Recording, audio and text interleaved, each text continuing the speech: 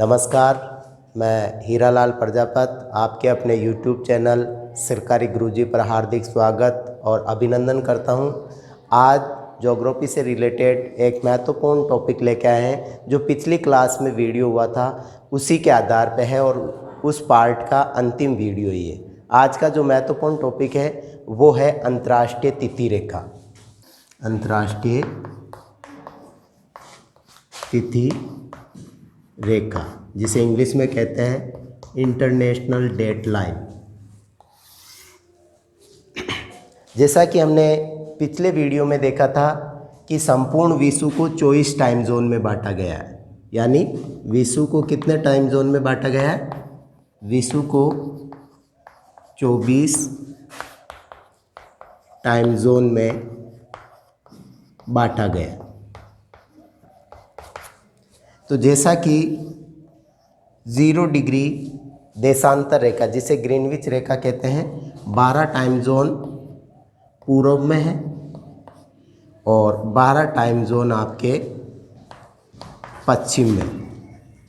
अब इस प्रकार जैसे कि एक एक टाइम जोन में 1 घंटे का अंतर होता है, तो ग्रीनविच रेखा से अपन प्रारंभ होकर पूर्व की ओर जब अंतिम 12 टाइम जोन तक जाएंगे तो 12 घंटे का अंतर आएगा। कितने घंटे का अंतर आएगा? 12 घंटे का अंतर आएगा।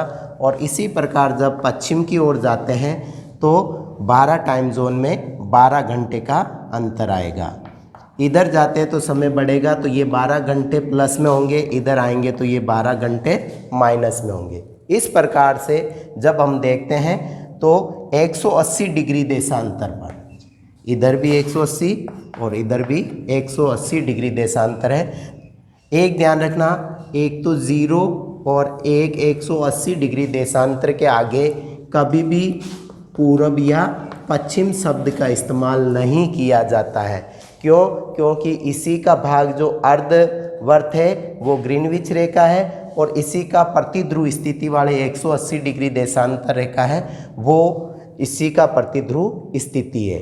और इसी आधार पे जब हम इधर से पूर्व की ओर जाते हैं और पश्चिम की ओर जाते हैं तो ये दोनों रेखाएं जब ग्लोब पर मिलती है तो 180 डिग्री देशांतर रेखा जो होती है उसी को अंतर्राष्ट्रीय तिथि रेखा के नाम से जाना जाता है।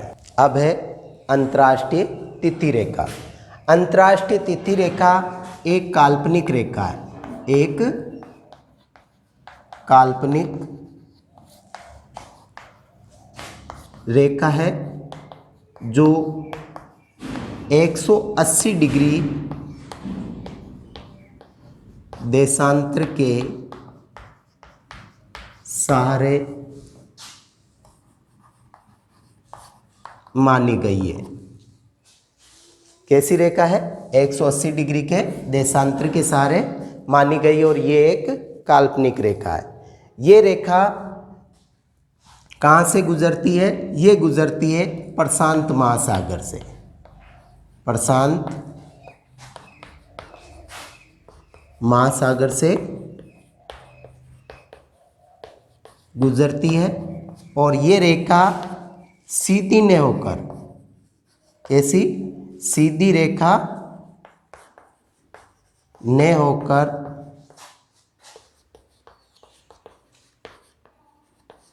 टेढ़ी मेढ़ी रेखा है। कैसी रेखा है? टेढ़ी मेढ़ी रेखा। अब इसको टेढ़ी मेढ़ी क्यों माना गया है? क्योंकि जब ये रेखा प्रशांत महासागर से यानी उत्तरी ध्रुव से दक्षिणी ध्रुव को मिलाते हुए जब इसको खींचा जाता है तो बीच में कुछ द्वीप या कुछ देश आते हैं जिनको ये रेखा विभाजित करती है। अब ऐसी स्थिति में क्या होता है कि एक ही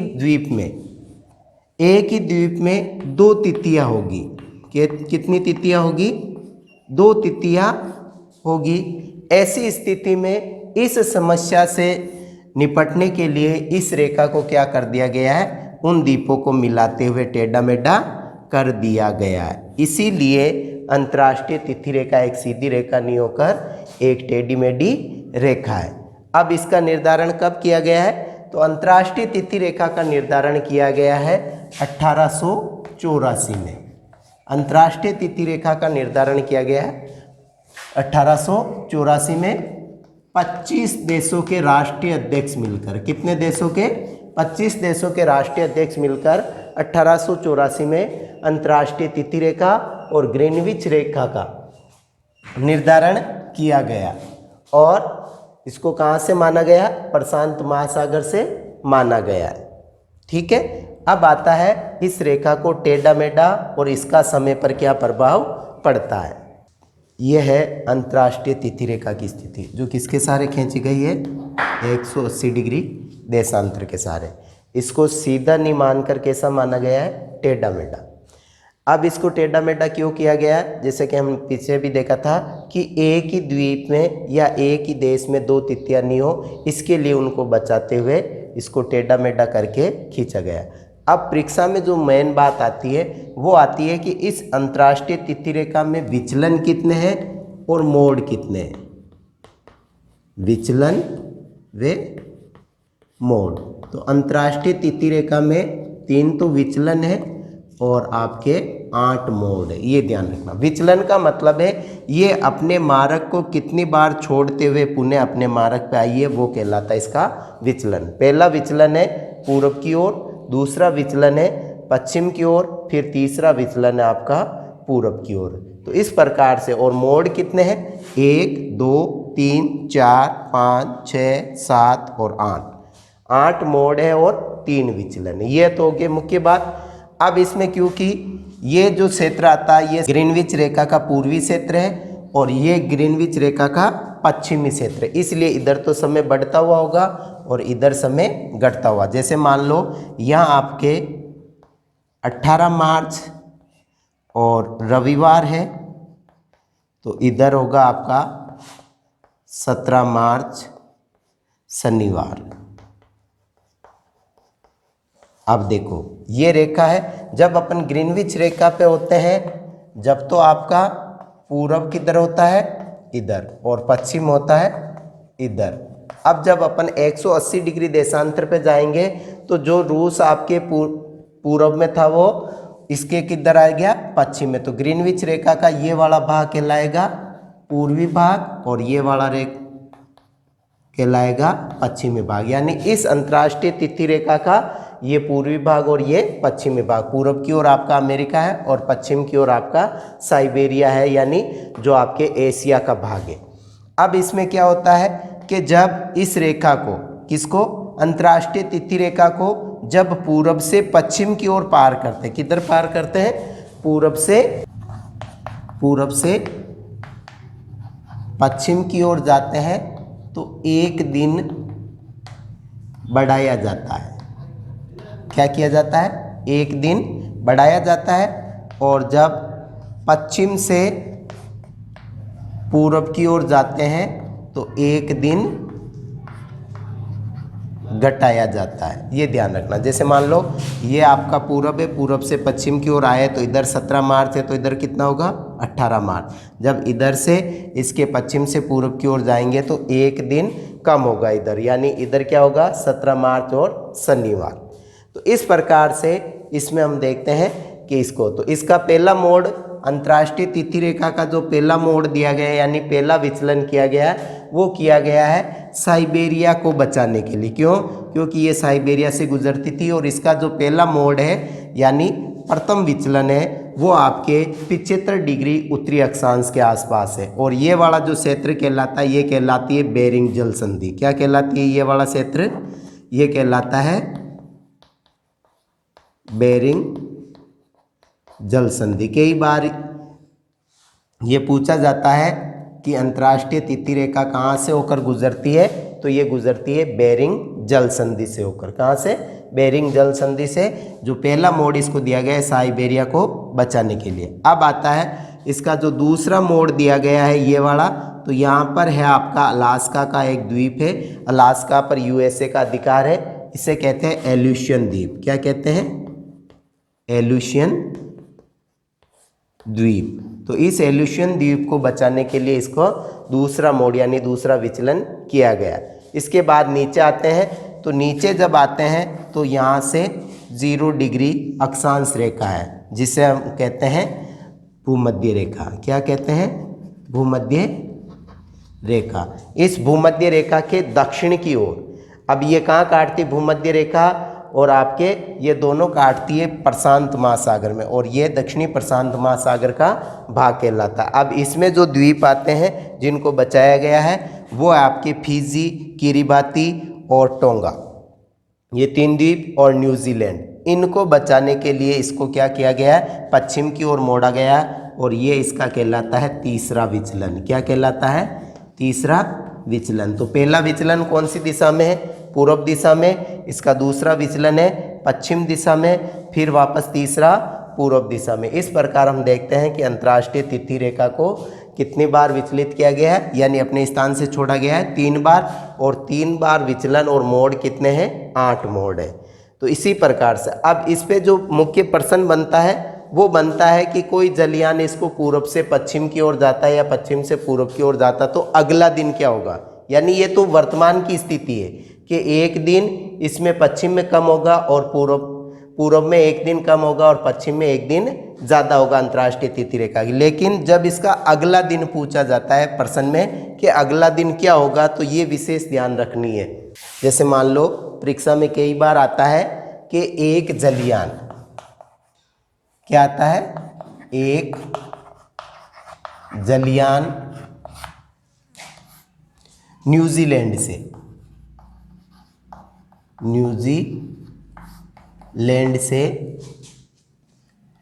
20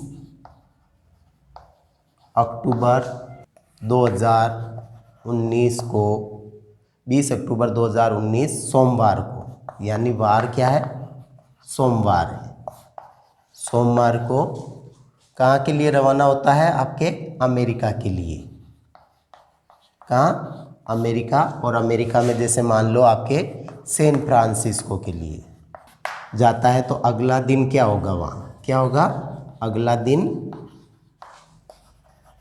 क्या होगा? तो अब ऐसा जब प्रश्न आता है तो अब अपने को तो ये पता है यहाँ रविवार है, या कौन सा है? रविवार है। ये आपका न्यूजीलैंड है। यहाँ से इसको पार करके यहाँ जब आप आते हो तो यहाँ सैन फ्रांसिस्को है कैलिफोर्निया के ऊपर में। अब यहाँ से वो वहाँ जाएगा तो इसको पार करेगा, तो अगला दिन क्या? रविवार है, तो एक दिन यहाँ कम होगा। तो यानी वर्तमान में तो इधर शनिवार है, लेकिन जब ये यहाँ आएगा तो यहाँ पुनः अगला दिन कौन सा होगा? शनिवार तो है ही है वहाँ। यानी जिस दिन ये रवाना हुआ था सोमवार को, तो वहाँ तो आपके कौन सा दिन था? रविवार ऑलरेडी था। लेकिन जब अगले दिन वो वहाँ जाएगा, इसको पार करेगा, तो अगला पुण्य दिन भी वही होगा। तो यहाँ पर जब इसको किधर से पार करते हैं? पश्चिम से पूर्व की ओर जाते हैं, तो एक दिन क्या होता है? घटाया जाता है। क्या किया जाता है? घटाया जाता है। तो यानी अगला पुण्य वही दिन होगा। तो यहाँ कौन सा वार आएगा अगला? तो सोमवार को रवाना हुआ, इधर मान लो रविवार था, इधर सोमवार था, तब इधर रविवार था, और रविवार होने की वजह से अगला दिन पुण्य यहाँ क्या आएगा? सोमवार आएगा। क्या आएगा? सोमवार। ऐसी स्थिति में इस जलयान वाले को इधर सप्ताह में कितने दिन काउंट होंगे? 8 दिन काउंट होंगे। इधर कितने दिन होंगे? 8 दिन। जब एक दिन इधर से इधर जाया जाता तो अगला दिन पुणे आता है, तो इधर सप्ताह में 8 दिन होंगे। इससे कहते हैं समय का बढ़ना या एक दिन का लाभ होना, जिसे कहते हैं गेन। क्या कहते हैं? गेन के नाम से जाना जाता है, यानी एक दिन का बढ़ना। अब कोई जलयान यदि इधर से शनिवार है, इधर रविवार, अगला इधर आएगा, तो कौन सा वार होगा? तो अगला शनिवार है। यानी जब कोई जलयान आपके पश्चिम से पूर्व से पश्चिम की ओर यात्रा करता है, तो अगला दिन क्या होगा? तो ऐसी स्थिति में क्या है? जब अगला दिन क्या होगा? जब इसको इधर से इधर पार करेंगे, तो इधर मान लो शनिवार था, वर्तमान में शनिवार है, इधर रविवार है, लेकिन इसका अगला दिन क्या होगा? इधर तो शनिवार है, लेकिन इधर अगला दिन तो होगा रविवार। लेकिन इधर अगला दिन, क्योंकि रविवार पहले ही बीत चुका है, तो यहाँ अगला दिन होगा रविवार नहीं होकर क्या होगा? अगला दिन रविवार नहीं होकर क्या होगा? सोमवार होगा। और इधर आने वाले जलयान को क्योंकि एक दिन का लॉस हो रहा है, क्या होगा, लॉस होता, तो इधर क्या होगा, लॉस, कितने दिन का, एक दिन का। तो इधर आने वाले जलयान को सप्ते में कितने दिन मिलेंगे, तो इधर सप्ते में 6 दिन मिलेंगे। कितने दिन मिलेंगे, 6 दिन मिलेंगे, क्योंकि उसको एक दिन छोड़ना पड़ता। वर्तमान की स्थिति में जब दोनों दिन एक ही दिन होते हैं तब तो एक दिन इधर कम और एक दिन ज़्यादा होता है, लेकिन जब अगले दिन का पूछा जाता है प्रश्नों में, तो जब आप पश्चिम से पूर्व की ओर जाते तो अगला दिन पुनः वही गिना जाएगा, और पश्चिम से पूर्व से पश्चिम की ओर आते हैं तो उस स्थिति में आपको अगला दिन गिनने के लिए एक दिन छोड़कर अगला दिन गिना जाता है। इस प्रकार से हम देखते हैं कि अंतर्राष्ट्रीय तिथि रेखा जो आपके प्रशांत महासागर से होकर गुजरती है, इसमें क्या स्थिति है, इसकी गणना कब की गई, 1884 में 25 देश मिलकर, 25 देशों के राष्ट्रीय अध्यक्ष मिलकर इसका निर्धारण किया था। और ये रेखा सीधी नहीं होकर टेढ़ी मेढ़ी है। इनमें कुल कितने विचलन है, 3 विचलन है, 8 मोड़ है, और इसका पहला विचलन दिया गया वो बेरिंग जल संधि में दिया गया है साइबेरिया को बचाने के लिए। दूसरा विचलन दिया गया है अलास्का के एल्यूशन द्वीप को बचाने के लिए, और तीसरा विचलन जो दिया गया है वो न्यूजीलैंड, किरिबाती, फिजी और टोंगा को बचाने के लिए। इस प्रकार से हम देखते हैं कि ये अंतर्राष्ट्रीय तिथि रेखा एक सीधी रेखा नहीं होकर एक टेढ़ी मेढ़ी रेखा है। जब इस रेखा को पूरब से पश्चिम की ओर पार करते तो एक दिन जोड़ा जाता है, और पश्चिम से पूर्व की ओर जाते तो एक दिन घटाया जाता है। तो इस प्रकार से क्योंकि इसमें 12 टाइम जोन पूर्व में होते हैं और 12 टाइम जोन पश्चिम में होते हैं। अब आप अपनी कॉपी में चाहो तो अच्छी तरह से अपनी नोटबुक में उतार सकते हो इनको। धन्यवाद। जय हिंद।